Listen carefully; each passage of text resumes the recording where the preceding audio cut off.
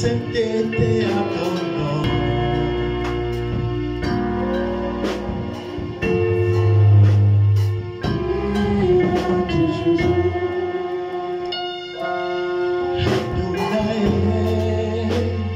Béni soit ton nom, nous adorons ton Dieu tout-puissant, Dieu tout-puissant, sainteté à ton nom, ta domination, tu l'as toujours et Jéhovah est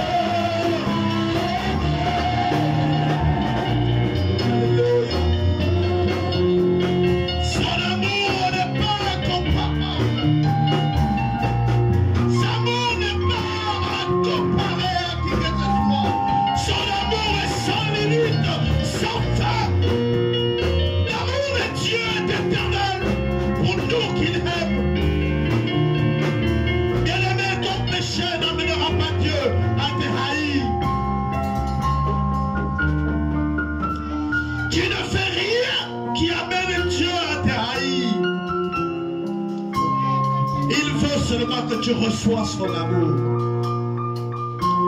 Il veut que tu acceptes son amour. Oh, tu n'as pas encore assez péché au point que Dieu ne va pas t'aimer. Dieu ne te déteste pas. Mais il t'aime. Il t'aime. Et il t'aime encore. Il t'aime encore et encore. Il t'a aimé. Il t'aime toujours. Il t'aimera. Il t'a aimé. Il t'aime encore. Il t'aimera.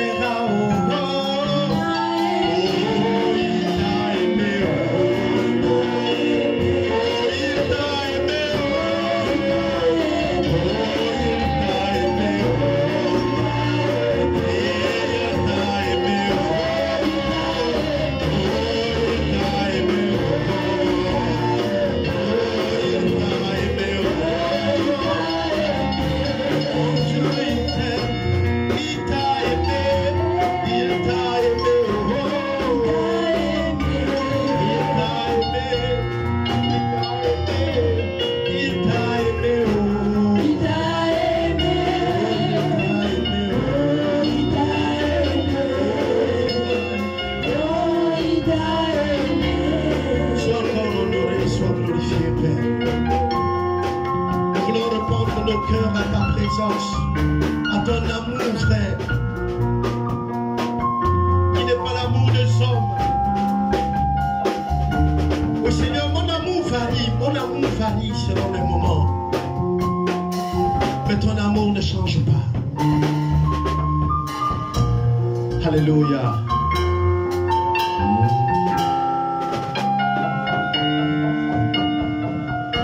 Béni soit ton nom, Seigneur. J'ai marché parmi les humains. J'en ai trouvé certains qui font du bien. Malheureusement, cet amour varie selon les moments. Mais depuis que j'ai connu ce Seigneur, les moments difficiles je connais, mais son amour reste imperturbable pour moi. Les moments de perturbation dans ma vie, j'en connais, mais son amour ne change pas pour moi.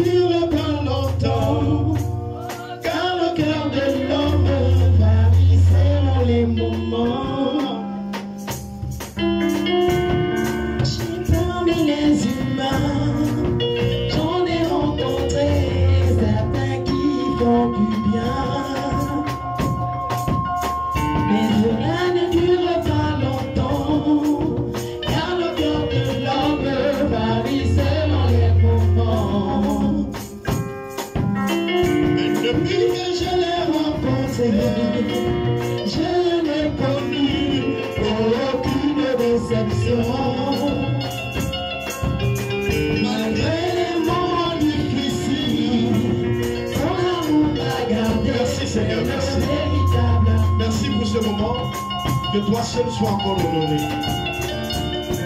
Que la gloire te revienne au nom de Jésus. Amen. Amen, amen, amen. Amen.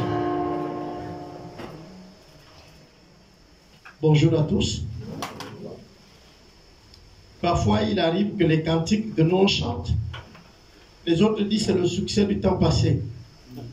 Mais j'ai un cantique que j'aime bien, qui est du succès du temps passé par rapport aux autres, mais que moi j'aime bien. Ok. Et j'aime chanter ça. Je veux me réjouir dans le Dieu de mon salut. Alléluia. Amen. Je veux me réjouir à mon Dieu, le maître de mon salut, celui qui m'a sauvé. Alléluia. Amen. Je veux me réjouir dans le Dieu de mon salut, en Jésus mon roi. Je veux me réjouir. Avec votre permission, on peut se lever. Et on va se réjouir. Oui, je veux me réjouir. Montez l'écran, montez l'écran. En Jésus mon roi, je veux me réjouir dans le Dieu de mon Moi, je vais quand même me réjouir. En Jésus mon roi, Je veux me je réjouir. veux me réjouir dans le Dieu de mon salut. En Jésus mon roi, je veux me réjouir dans le Dieu de mon salut. En Jésus mon roi,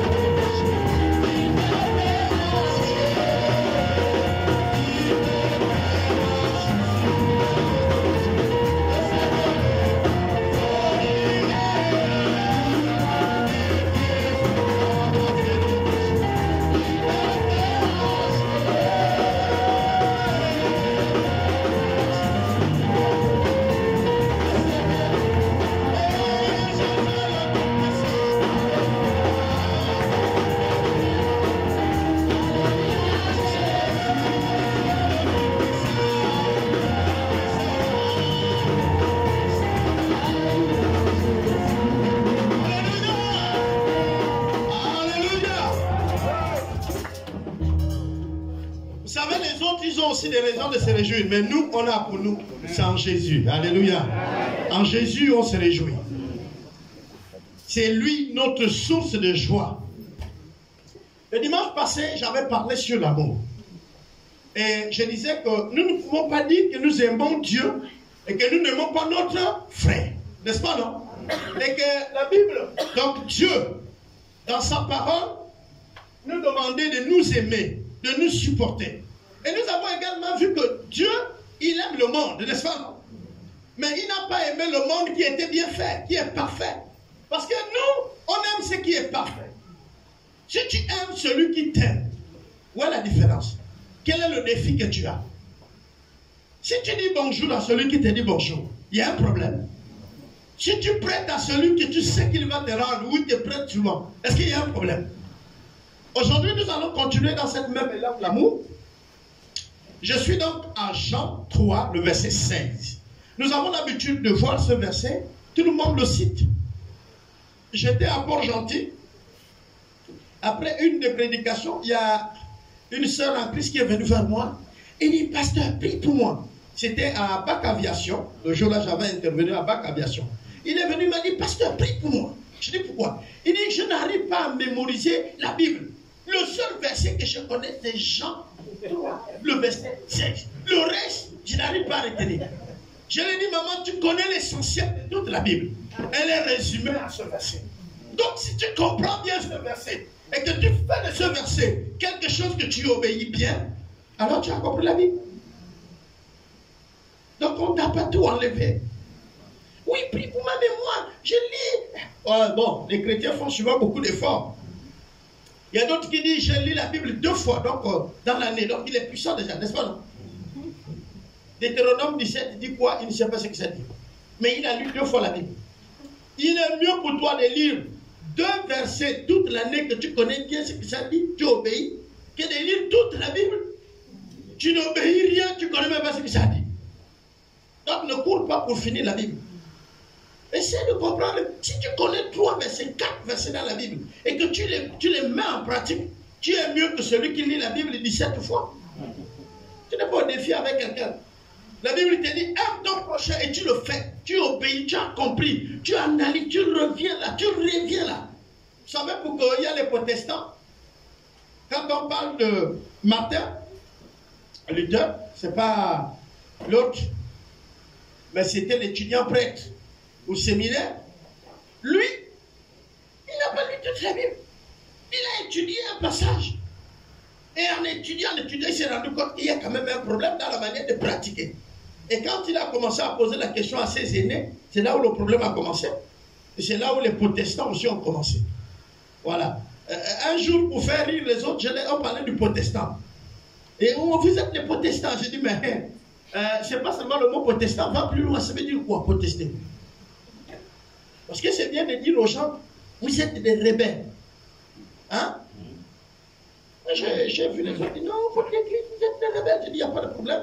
Mais le fils est toujours comme le père. Il dit, comment? Il dit, vous êtes l'église protestante. Bon, prends ton dictionnaire. Protester, c'est quoi? C'est la rébellion, non? Vous avez même écrit sur le panneau, église protestante, c'est-à-dire l'église des rebelles. Tu as déjà vu chez lui un panneau? Il dit, non. Je dis, ben nous, c'est les disciples. Regarde rebelle. Alors, l'amour de Dieu aux hommes. Alors, c'est pour ceux qui prennent les termes. On va avancer. L'amour. En effet, Dieu a tellement aimé le monde qu'il a donné son Fils unique, afin que quiconque croit en lui ne périsse point, mais ait la vie éternelle. C'est le verset que nous avons vu au départ qui est là. Nous l'avons réécrit. Ça ne dit pas quelque chose de nouveau.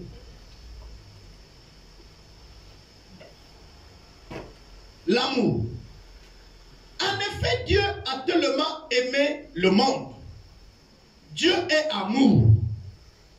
Comme nous pouvons voir ici. Dieu est amour. Mais l'amour, c'est quoi? L'amour, là, c'est quoi? Elle est quoi? Elle est inouïable. Elle est quoi? Elle est quoi? Elle est quoi? Elle est quoi? Elle est quoi? Elle est quoi? Elle est quoi?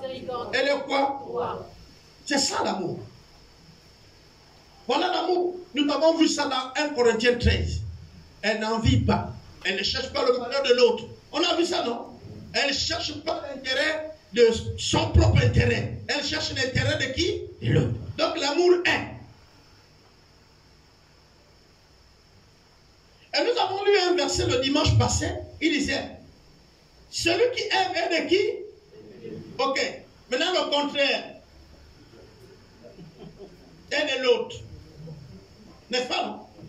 Celui qui aime est, le contraire est de l'autre. Bon, maintenant nous tous nous sommes ici. Entre nous, on va pas. Vous savez, c'est oui, Dieu veut vous bénir. Dieu ne bénit pas quand c'est couvert. Quand il y a une blessure, tu ne vas pas arriver à la guérison sans la nettoyer d'abord. Mettre les produits et puis fermer. N'est-ce pas? Voilà, donc Dieu il ouvre d'abord la blessure. Quand on dit reconnaître le péché là, c'est voir la blessure qui est là, dire oui, j'ai péché. L'amour de Dieu ne se repose pas à terre. Vous savez, un jour, Dieu parlait avec ses disciples et il a dit, quand vous allez partir, dès que vous rentrez dans une maison, partagez la paix. Si dans cette maison se trouve un homme de paix, que votre paix se repose sur lui. On est d'accord? Et demeurez là. Mais c'est pareil. Dieu nous aime, il nous donne son amour. Mais on est libre. On peut accepter l'amour de Dieu comme l'a refusé. Parce que quand tu acceptes l'amour de Dieu, il y a des obligations qui s'appliquent à toi. Tu peux ne rien dire, mais tu l'as refoulé. Un père a 2 enfants. Il appelle l'aîné. Il dit, papa, accompagne-moi au champ de main. Le fils dit, oui, papa, attends, je prépare mon couteau et tout. Il court, il prend son arc, il met à côté. Le père Le père est comment avec ce fils? Le père est comment? Il est content. Il dit au deuxième fils, accompagne-moi de mon chat. Il dit non, non, non, papa. Nous, on a un grand match. On a un grand match au catch. Et c'est moi le défenseur. Tu ne peux pas me faire ça, papa. Demain, je peux parler avec toi. Mais la nuit, les deux enfants dorment. Le plus jeune qui a dit qu'il a match, qui a dit au père, il a match. Il a réfléchi toute la nuit. Le matin, très tôt, il se lève, il dit au père, allons. Mais celui qui a arrangé les choses dit, non, papa, je viens de me rendre compte que j'avais un programme très important. Des deux enfants qui obéissent. Le plus petit, non. Mais il obéissait comment? Et pourtant, il a dit au père, je ne parle pas avec toi. Mais l'autre a dit au père, je parle avec toi. C'est les actes, l'acte qu'ils vont poser le matin qui témoignent les larmes de leur cœur. Nous tous, on est prêts à dire, Seigneur, on t'aime, on est prêts à mourir avec toi. Les autres disciples ont fui, n'est-ce pas? Dès qu'ils ont vu, arrêtez-le. Les gars ont dit, mais moi je faisais ma pêche. Hein. Je ne peux pas mourir si bêtement comme ça. Pour un truc que je ne comprends même pas. Écoutez, on guérit les gens malades. Je ne comprends pas aussi les gens là. Ils veulent nous arrêter là pourquoi? Non, non, non, non. Les gens ont commencé à fuir. Dieu a posé la question. Ils aimaient Jésus ou pas? Paul a dit non. Pierre plutôt dit non, mec. Là où tu meurs, on voit aussi mon cadavre. Il n'y a pas de raison que tu meurs et que moi je vis. Est-ce qu'il est mort avec Jésus? Quand on parle même de tout ça, là, on ne connaît même plus là où Pierre est. Jean, au moins, on l'a vu vers le Golgotha, où Jésus lui a dit, mais voilà ton fils. Fils, voilà ta mère, avec Marie. Mais on ne voit pas Pierre là. Le gars est loin. On nous parle d'un autre groupe de disciples qui est en train de marcher sur la route d'Emmaüs.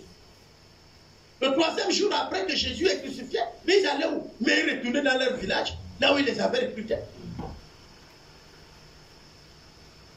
Et même Jésus s'est joint à eux. Et ils sont en train de parler. Et puis Jésus dit, mais les amis, qu'est-ce qui s'est passé? Dieu est le seul qui ne connaît pas ce qui s'est passé à Jérusalem. Donc ils sont en train de dire à Jésus, mais tu ne connais pas. Ah! Un grand événement comme ça, un homme de paix, de joie est venu. Il ouvrait les yeux des aveugles, ressuscitait les morts, il guérissait les malades. Mais on l'a tué là. Ça fait 3 jours. Là encore, Jésus pose toujours ces questions. Mais après, il a fait comment? Les gars, c'est quand ils vont manger, qu'ils s'aperçoivent. Ah, la bouffe a le miracle. C'est là qu'ils se rendent compte que Jésus était là à côté. Alléluia. L'amour de Dieu, ce que Dieu a apporté vers nous, c'est quoi? L'amour rend ça. L'amour là, l'amour de Dieu, quand elle est à toi, tu es. Ça veut dire quoi? Les professeurs là, aidez-nous. Hein? Vous chantez qui est éternel, non? Jésus est comment? Et il ne change pas. Hein? Innuable. Ce qui veut dire que tu es imperturbable dans ta foi. Stop. Mais aujourd'hui, tu es Jésus. Demain, tu es Satan. Après, demain, tu es un démon. Après, c'est toi-même. Tu es quoi? Même les démons eux-mêmes te demandent, mais tu es quoi? Tu es de quel côté? Parce que si tu as l'amour de Dieu, tu restes imbougeable. C'est ce que me dit ça. Stop.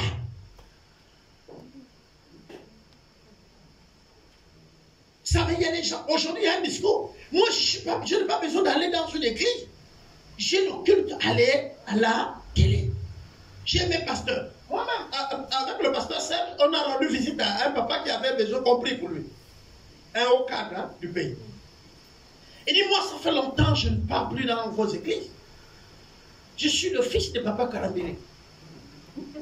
Ah oui, je suis sécurité direct. Ah! Mais il nous a appelé pour prier. Il dit, papa Karambiri, venez donc prier. Ce que je vais vous dire, ça là, vous êtes en train de vous justifier. La foi a besoin d'être ensemble avec les frères. On appelle ça la communion fraternelle. Seul, tu ne peux pas vivre la vie chrétienne. Tu es enthousiasmé, mais tu vas fouiller, tu vas abandonner. On vit la foi avec les autres. C'est pourquoi le Seigneur dit, n'abandonnez pas vos assemblées. Ça veut dire qu'il y a un endroit que tu exerces la foi. Que toi, tu fortifies la foi des autres. Et les autres aussi fortifient ta foi. Parce que le service, c'est deux choses. Glorifier Dieu et édifier l'église. Si ce que je fais n'amène pas les gens à être édifiés, il faut que je change. Et puis on a dit l'amour aussi est quoi? Donc si l'amour de Dieu est en toi, tu es devenu comment? Ah, je ne peux pas. L'homme de Dieu, je ne peux pas. Non, c'est l'Esprit de Dieu en toi qui va t'amener à le faire. Toi-même, tu es faible. Mais l'Esprit en toi est tout puissant. C'est l'Esprit de Dieu. Vous savez, parfois, non, mais on vous dit non, il faut prier. Parce que le démon là est puissant. Mais le démon là a eu existence par l'Esprit là. C'est l'Esprit là qui a créé tout ce qui est de visible et d'invisible. S'il y a le plus vieux des esprits, c'est l'Esprit de Dieu. Bon, dites-moi maintenant quelles sont les ruses qu'un démon peut avoir que l'Esprit de Dieu ne voit pas. Et le plus puissant. Hein? Et le plus puissant des esprits. Le plus puissant est en toi, le tout puissant. Non, en fait, on ne devait pas avoir des problèmes pour vivre la vie chrétienne. Il faut seulement être obéissant. Vous savez, la foi parfois nous demande de nous laisser conduire par le courant. Quand les événements qui sont devant nous ne peuvent pas être réglés par nous, on dit Seigneur, j'abandonne tout à tes mains. Prends le contrôle. Mais nous, c'est parce qu'on veut, à un moment donné, on veut contrôler l'action. On veut que le bateau tourne à gauche. Parce que bon, on trouve qu'à gauche, c'est bon. Je vous ai dit qu'un jour, j'ai prié Dieu pour avoir un pantalon. Et j'ai orienté Dieu. Il y avait des frères dans l'église que je connaissais qui étaient les cadres, qui avaient les moyens. Et disaient, Dieu, le frère tel là, il peut même payer le pantalon. Le frère tel là, je n'ai plus assez de pantalons. Et je prêche l'évangile. Ils sont là. Personne n'a acheté le pantalon. De tous ses frères. Ouais, non, je contrôle Dieu. J'oriente Dieu. Maintenant, c'est au cours d'une réunion ailleurs, hors du pays. Il y a un frère qui me offre une valise. Et il y avait près de 6 pantalons à l'intérieur. Et ça m'arrivait bien. Et je les porte même jusqu'aujourd'hui. Le frère là ne me connaissait pas parce que c'est un Américain. Lui et moi, on se connaît où? Lui, il est rentré dans un magasin. Dieu lui a dit de prendre une tente. Vous connaissez les tentes là? Et Dieu lui a dit de payer les vêtements. Y compris les vêtements de la marche. Donc les pantalons de la marche. Et il a payé, il a fait la valise. Et puis il l'a amené à la conférence. Il ne savait pas qui va le mettre. Mais ce jour-là, Dieu lui a donné le nom clair. Pas mon prénom. Mais il lui a donné le nom Ipalapaï. Ah oui, il a demandé, est-ce qu'il n'y a pas un missionnaire au nom d'Ipalapaï ici? Bon, il prononçait ça un peu bizarrement. Les autres ont dit, si, parmi les invités, il y en a. Et ce jour-là, je n'étais pas dans la salle. Donc il m'a regardé, il n'a pas vu. Le lendemain, il a amené la mallette. Et à la fin de la conférence, c'est le jour-là même qu'il a prêché, à la fin de la conférence, il a appelé celui qui était l'organisateur en Afrique. Les autres leaders qui étaient venus avec nous, nous sommes rentrés dans une salle. On a béni le Seigneur et il m'a remis la valise. Et parmi mes pantalons, il y a ces pantalons-là. N'orientez jamais Dieu. Il y a des moments où on arrive à certaines situations, on ne sait pas, on dit seulement Dieu donne. Vous comprenez? Il sait qui va utiliser. Dieu va même utiliser. Il dit, je rends même ton ennemi favorable. Parce que vous comprenez ça. Mais si ton ennemi vient maintenant avec les pantalons, tu fais comment? Comme tu haïs les gens.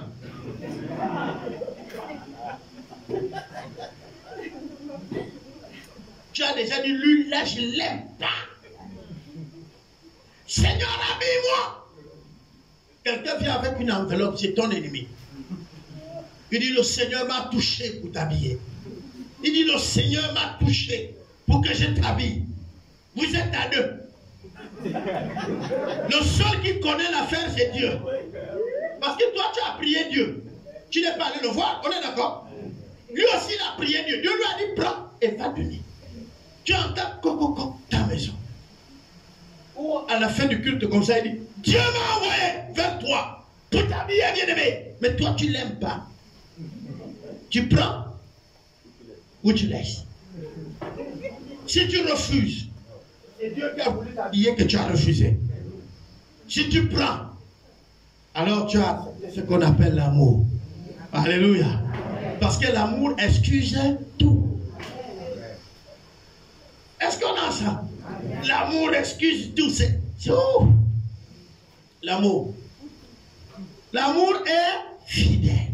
Même quand les choses sont infidèles. Là, on peut rentrer dans le foyer, comme on peut rentrer dans l'église. Il y a des chrétiens, papillons ou abeilles. Il est là. Deuxième, il est là. Mais frère, tu pries où? Moi, je n'ai pas une église vide. Mais je veux passer le culte là où le Seigneur m'envoie. Ça, c'est un problème. Mes filles, si quelqu'un comme ça vous demande la main, vous lui dites stop. Moi, je ne vais pas me balader avec toi. Qui va se marier avec un homme qui n'est pas stable? Là, c'est la vie chrétienne. Admettons qu'il n'a pas de maison. Il dort chez les connaissances. Marie-toi avec lui. Vous aurez les sacs à dos. Vous connaissez, j'ai connu cette ville à la Lopé. Quand j'étais affecté à la Lopé, j'ai vu une ville qui ne veut pas donner une maison à louer au pasteur à la Lopé. Tout le monde refusait de nous loger. Donc ma femme et moi, on dort chez un fidèle. Et nos bagages sont chez un autre fidèle. Pendant une semaine ou un mois. Quand les enfants de fidèles là, ou de l'autre reviennent en week-end, nous on va dormir dans l'autre maison. Et donc on va faire le culte. Et donc nous on dort ailleurs très tôt. On va là où il y a nos amis, on se lave et on vient prêcher. Mais j'ai construit une maison à la Lopé et je n'ai jamais dormi dedans. Je l'ai terminé, c'est le pasteur qui a dormi dedans. J'ai construit une maison à la Lopé. Si vous allez la trouver. Parce que j'en avais marre d'être chassé dans toutes les maisons. On vient demander la maison à louer. Elle est là, il n'y a pas quelqu'un. On nous dit oui. Dès qu'on revient le soir, le propriétaire a dit qu'il ne veut pas les pasteurs dans sa maison. On va là-bas. Et nous avons fait 4 ans et 8 mois à la Lopé. Instable. C'est les 1 an et 8 mois maintenant qu'on a eu une maison. Et quand on a eu cette maison-là, on a également été beaucoup persécutés. Les gens sont allés voir la personne qui nous a logés pour dire, mais comment tu peux le loger, fous-le dehors. Et comme elle était à libre vivre, et nous on payait bien. La date nette, elle a son argent. Elle a dit à son frère et le groupe qui allait le voir, bon, il n'y a pas de problème. Vous me signez un document où vous me payez mes maisons par mois, net. Je le sors. Ils ont regardé les autres, ils ont dit, qui peut? Je vais payer une location que je n'habite même pas. Et bon, donc laissez-lui dans sa maison. C'est là que nous on a trouvé une maison. Parce que Dieu fait les choses comme ça. Mais si je vous dis, jusqu'à où les problèmes sont arrivés dans cette maison, vous n'allez pas croire. On nous a même accusé que nous sommes à l'origine de la mort de la mère de celle qui nous a logés. Mais Dieu est juste. Alléluia. On est sorti de là sans cause parce que la maman là, avant de mourir, avait un dernier souhait, c'est de boire le coca. Elle a demandé, s'il vous plaît, vous pouvez nous boire le coca. Elle était malade, allongée. Beaucoup de monde l'a regardé. Est-ce que je peux boire le coca? Demandez au pasteur et sa femme de me payer le coca. Et ma femme était sage et intelligente. Elle a pris l'argent.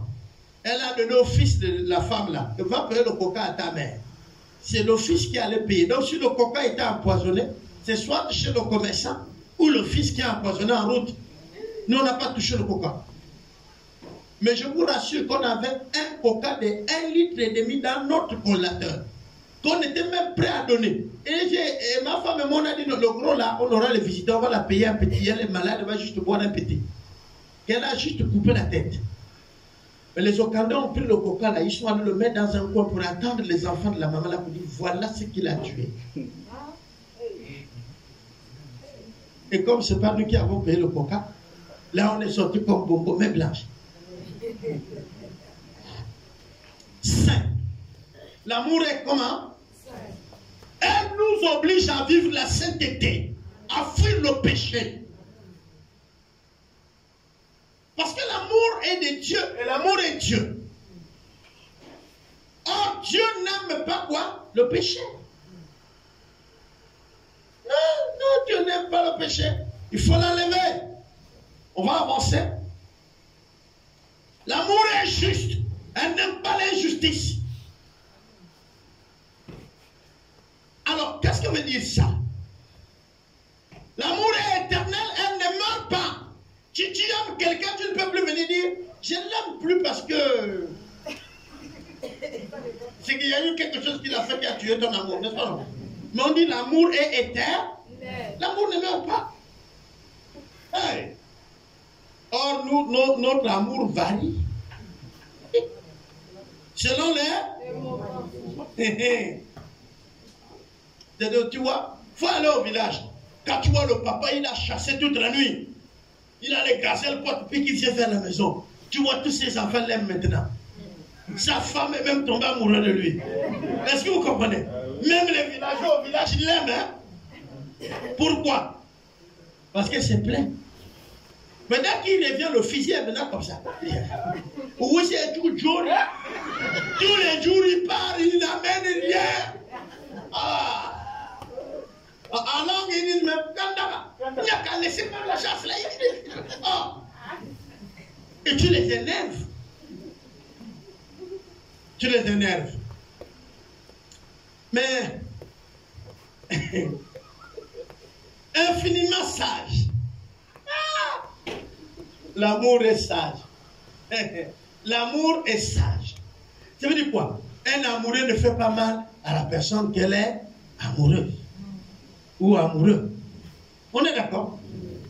Bon, maintenant, le mari, tu blagues. Oh, c'est l'amour, n'est-ce pas?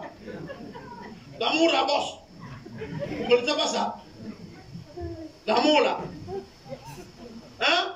Regarde, je t'ai même pris parce que il n'y en avait même plus les hommes. Un filet comme toi.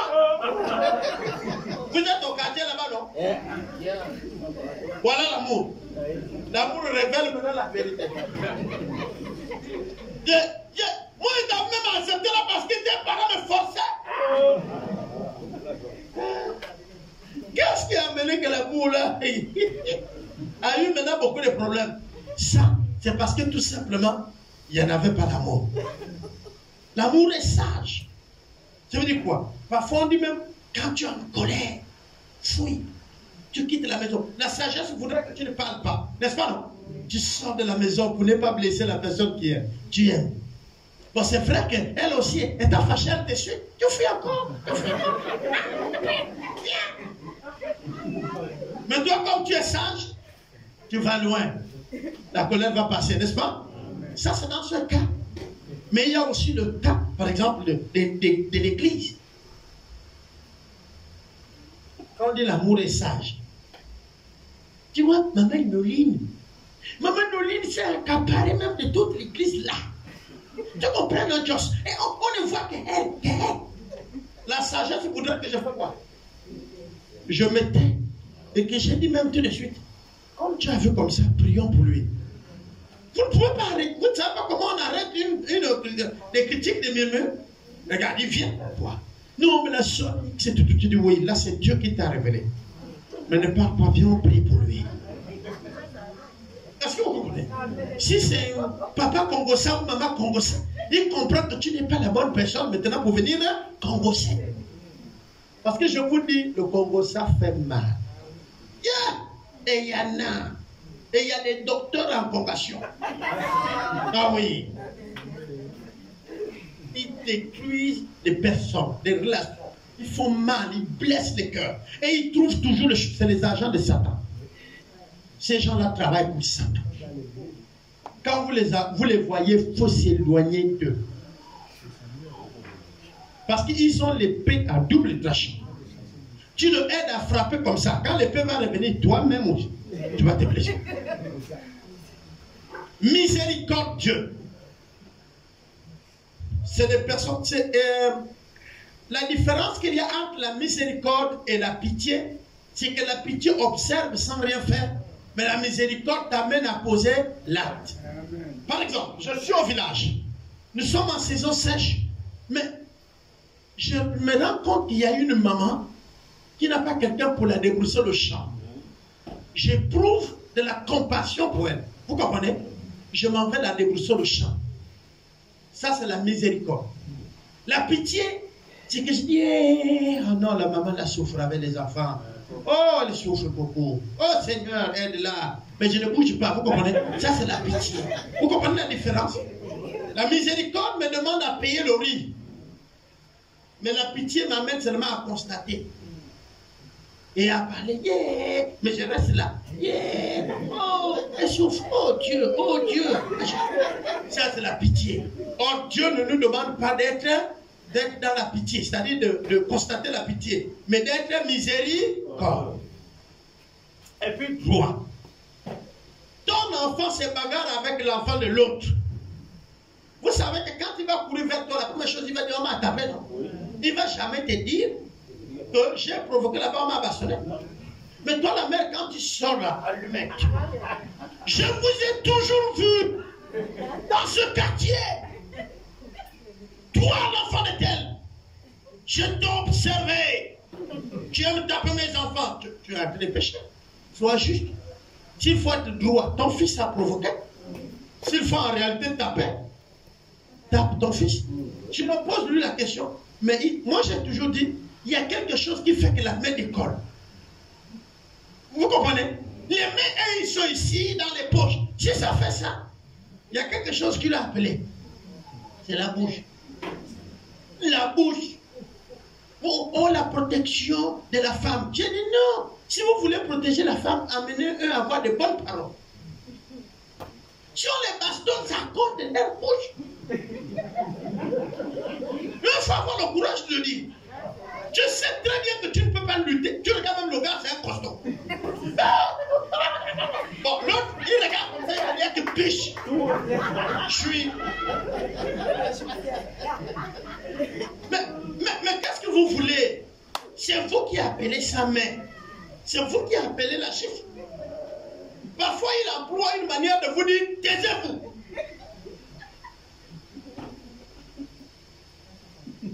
Même encore pire, la femme de quelqu'un d'autre. Ta femme, il y a des moments où elle s'arrête. On dit son nom. Mais la femme d'un autre, vous savez même quoi? Et vous dites.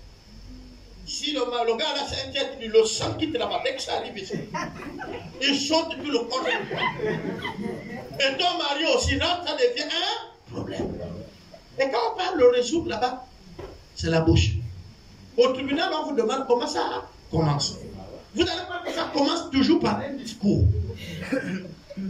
C'est pourquoi la Bible dit, celui qui peut maîtriser sa langue a réussi. La langue. Vous savez, le Gabon est construit fini à cause de la langue. Si on sort là, chacun d'entre nous me donne la place là, je balaye l'herbe là, je ramble. Vous voyez, non? Je construis des maisons en location de ce côté. Je les mets en peinture bleue et les gens se discutent pour rentrer. Vous voyez même que je trouve les clients. Ici, ça c'est la lame. Quand on te donne le même terrain, tu ne feras rien. Les maires ne font rien. Tu es maire, on te met maire. Ou Bidjonia, tu vas faire quoi? Vous connaissez les problèmes qu'ils ont. Mais quand on vous appelle à la responsabilité, seulement dans l'église, là, vous fouillez, non? Venez, vous allez voir quand ça, tu vas transpirer même s'il y a la clim. Vous connaissez ce qu'on appelle la responsabilité? Mais c'est facile de critiquer les autres. Venez aussi subir ça.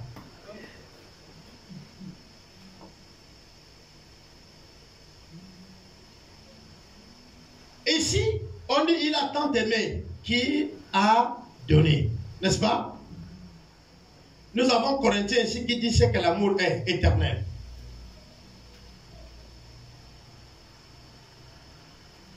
L'image de cet enfant montre. Est-ce que l'enfant là, pour lui, le père est quoi? Son père, il est quoi? L'enfant les enfants qui courent vers le père là. Le père est quoi? Je vais poser la question. Est-ce qu'un assassin a les enfants? Un sorcier a les enfants? Est-ce que ces enfants aussi courent vers lui comme ça? Vous êtes sûr? Non. Non, non, non. Il n'y a pas de camp. Je parle de ces enfants. Moi, je parle de ces enfants. Ces enfants dorment dans sa maison et c'est ses enfants. Je parle ici de la relation de père et enfant. Est-ce qu'il a les enfants? Oui. Est-ce que ces enfants l'embrassent? Oui. Ce grand sorcier-là, oui, qui tue tout le monde, oui, est-ce que les enfants sont dans sa maison? Oui. Vous savez, Dieu est vraiment dessus parfois de nous. Parce que si Dieu est notre Père, pourquoi nous le critiquons? Pourquoi nous ne comptons pas? Pourquoi nous ne pourrons pas faire ses bras? Pourquoi nous pensons que pour telle chose-là, il ne peut pas faire? Mais l'enfant d'un sorcier, il va dans la maison du sorcier. Il va dans les bras de son père. C'est pourquoi la Bible dit, si mauvais que nous sommes, nous savons donner des bonnes choses à nos enfants. Combien de fois le Père prendra soin de nous? Qu'elle nous entend le soir. Il y a des gens qui prennent toutes les nuits pour prier, pour faire le combat. Parce qu'ils pensent que s'il dort, le diable va la voir. Mais la première personne que vous offensez, c'est Dieu. Vous avez les enfants, votre enfant rentre dans sa maison. Vous le voyez, il arrange le couteau, il arrange les matières, il est là toute la nuit. Mon fils, tu ne dors pas, pourquoi? Maman, je peux être attaqué, là je suis dans le combat. Il sort, il contourne la maison. Toi, le père, tu es là. Quelle est là? Toi-même, tu vas voir que l'enfant a quoi? Hein? Mais c'est ce que vous êtes. Dieu dit, je veille sur vous comme la première de mort. C'est ce qu'il a dit, non? Mais pourquoi vous ne dormez pas la nuit? Vous faites les combats. Les gens de prière, vous avez des mal d'estomac. Pour les combats spirituels. Vous ne voyez pas qu'il y a un problème? Il y a une forme de folie. Amen. Oh, je lutte là. Je lutte pour mon salut. Dieu est là, il te regarde, il dit, ah mon fils, si tu pouvais comprendre, dors. Dors, tu as le travail demain. Je brise, je brise. Tu as ton enfant dans la maison, tu le vois, il sort avec la matière. Je coupe. Tu coupes quoi? Je vous ai dit, si vous voulez lutter, le premier champ de combat, c'est d'arriver à maîtriser ses pensées. Amen. Si vous réussissez, parce que le combat est d'abord spirituel, c'est d'abord dans la tête. Le combat spirituel que vous comprenez, ce n'est pas avec les machettes, ce n'est pas les cris. Tout au long de la journée, prenons le cas de maman qui vend. Si tu vends, le client n'est pas encore venu. Tes pensées défilent, non? Et arriver à maîtriser ça pour connaître quelles sont les pensées de Dieu et celles qui ne sont pas Dieu. Voilà le premier combat. Mais toute la journée, tu as insulté, tu as menacé, et puis tu fais le combat spirituel. Quel combat? Tu as maudit les gens.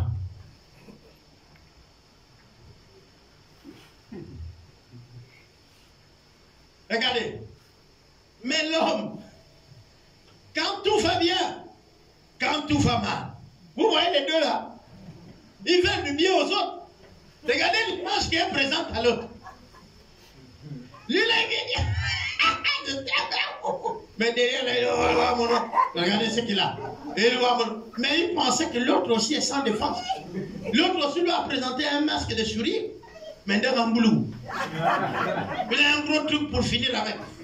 Ça veut dire quoi? L'image que nous projetons aux autres est une autre. Mais l'élan de notre cœur dit autre chose. C'est pas l'amour. Nous sommes autre chose. Mais dans notre cœur, on dit non, comme mon nom. Quand on apprend même que tu as le malheur, tu penses que ça arrive seulement aux autres. Est-ce que vous comprenez? Voilà ce que nous sommes. Ça, c'est l'image qu'on projette. On rit, non? Il est dans le mais derrière, on crèche dedans.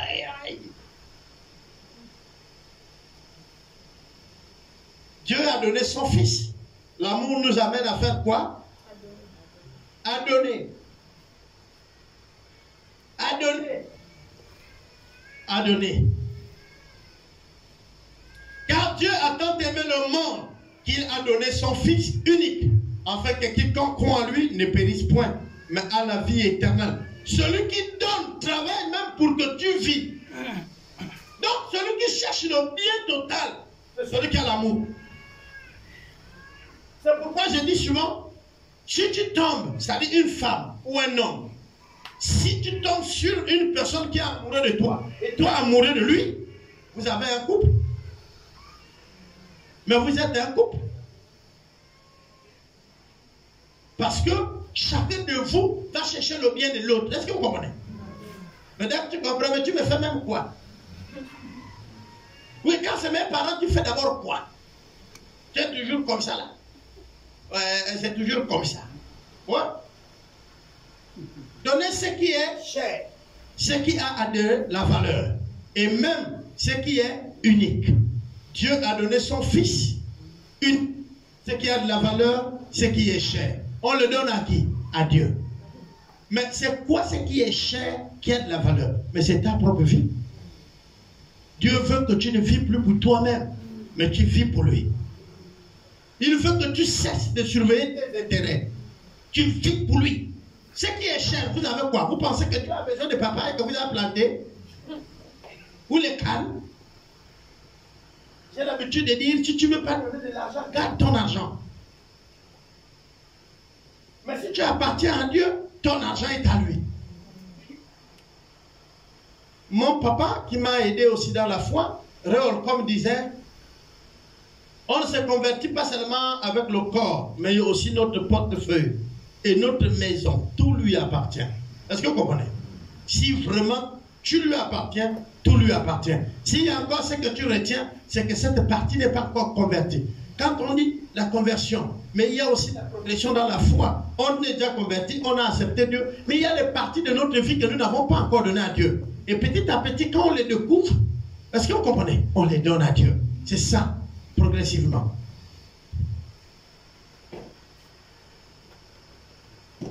Le donner vient du cœur. Il prie sa source dans l'amour. Sans l'amour, le donner n'est que intérêt et ruine. C'est pourquoi je vous ai dit attention. Quiconque, enfin que quiconque. Donc c'est pour tous. C'est pour tout le monde. L'amour de Dieu. L'amour de Dieu là, c'est pas seulement pour les chrétiens. Même les païens méritent son amour. La preuve, c'est qu'il t'aime quand tu ne le connaissais pas. Seulement, il y a des grâces que vous avez que les païens n'ont pas. L'offre est pour tous. Tous les hommes, femmes, désirants. Le mot employé est croire, qui est égal à accepter. Cela vient de toi-même et non d'une autre personne. C'est toi-même. C'est là où le petit là te dit, toi-même seul.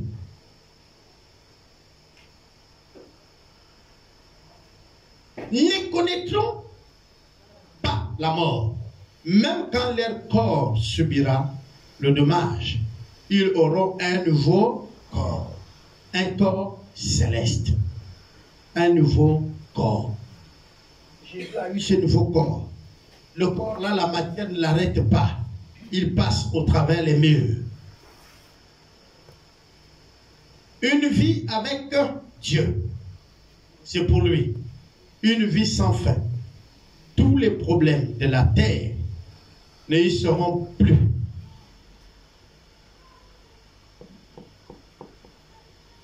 Plus de quoi? Plus de faim, plus de soif, de douleur. La mort ne sera plus. Vie après la mort. J'ai ouvert cette parenthèse pour dire que Dieu nous appelle à vivre l'éternité. Ça veut dire que quand même notre corps mourra, nous vivrons éternellement. Mais la condition, c'est d'accepter l'amour de Dieu. L'amour de Dieu. L'amour de Dieu consiste à faire quoi? J'ai fini. L'amour de Dieu consiste à accepter son prochain comme toi-même. D'être fidèle, d'aimer, de pardonner, de supporter. C'est ça l'amour. Les 2 jours, j'ai insisté là-dessus pour nous dire, pendant que j'étais en train de avoir mes temps d'échange avec Dieu, le moment de prière, Dieu va me présenter cette chose, l'amour. Et je pensais que la question qu'il avait posée seulement à Pierre. Mais il m'a reposé la même question. Même tu, Albert.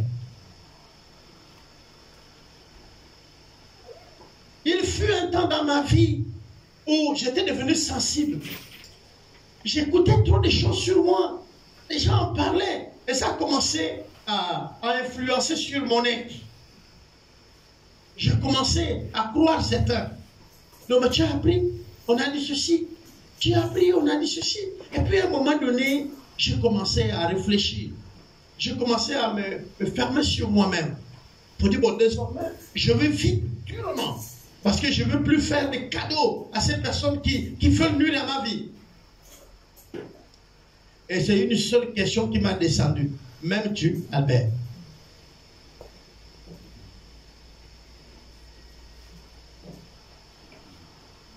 Et je vous assure qu'il y a eu un silence comme ce que j'entends dans cette salle. Dieu m'a posé la question. Est-ce que tu m'aimes? C'est moi qui t'ai appelé. C'est à moi que tu rendras compte. Est-ce que tu m'aimes? Là, il y avait un problème entre Dieu et moi. Le reste, c'est mon affaire avec Dieu. Je ne vous le dirai pas, on ne partage pas tout. Parce que c'était personnel. Ça ne concernait pas l'assemblée. Mais il m'a posé la question, m'aimes-tu? Et pendant que j'étais en train de faire toujours ces recherches, j'ai compris que, alors si l'amour de Dieu est arrivé dans ton cœur et que tu comprenais ça, alors donc tu étais chrétien. Il dit au jeune homme riche, je sais que tu obéis toute la Bible. Vends ce que tu as, donne aux pauvres. C'est là où il y a le problème là. Viens et suis-moi. Mais il n'était pas en train de lui dire, deviens pauvre. Il fait du bien à ton prochain. Et sers-moi. Le jeune homme a dit, mais ouais, Jésus, laisse-moi réfléchir. Avance d'abord. Parce que vends tout ce que j'ai. Mais est-ce que ce Jésus-là sait à quel prix j'ai eu ça? Pensez à un homme d'affaires. Pensez à vos vies. On te demande de la perdre au détriment d'un autre. Tu vas quand même bouder, n'est-ce pas? Votre vie a de la valeur.